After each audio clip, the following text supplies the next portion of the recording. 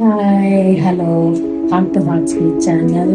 ಇವಾಗ 5th tip ಏನಂದ್ರೆ, question paper ತಗೊಂಡ ತಕ್ಷಣ ನಿಮಗೆ 15 ಮಿನಿಟ್ಸ್ ಕೊಡ್ತಾರೆ ಕ್ವೆಶನ್ ಪೇಪರ್ ಓದಿ ನೋಡಕ್ಕೆ.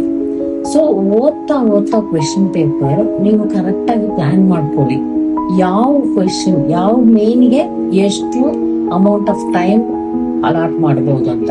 ಸೊ ಫಸ್ಟ್ ಮೇನ್ಗೆ ಇಷ್ಟು ಟೈಮ್, ಸೆಕೆಂಡ್ ಮೇನ್ಗೆ ಇಷ್ಟು ಟೈಮ್ ಅಂತ ನೀವು ಕ್ಯಾಲ್ಕುಲೇಟ್ ಮಾಡ್ಕೊಳ್ಳಿ. ಯಾಕೆ ಅಂದ್ರೆ ಯಾವುದೇ ಒಂದು ಆಕ್ಷನ್ ಮಾಡ್ಬೇಕು ಅಂದ್ರೆ ಅದಕ್ಕೆ ಒಂದು ಪ್ಲಾನಿಂಗ್ ಬೇಕೇ ಬೇಕು.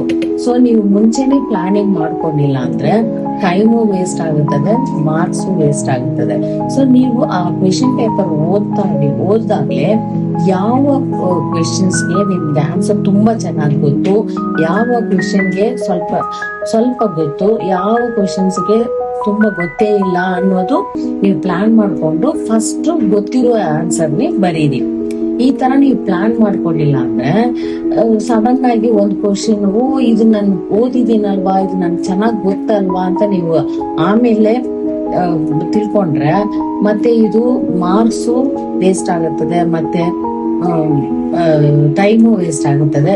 ಸೊ ಇದನ್ನ ಅವಾಯ್ಡ್ ಮಾಡ್ಕೊಳ್ಳಿ. All the best. Thank you.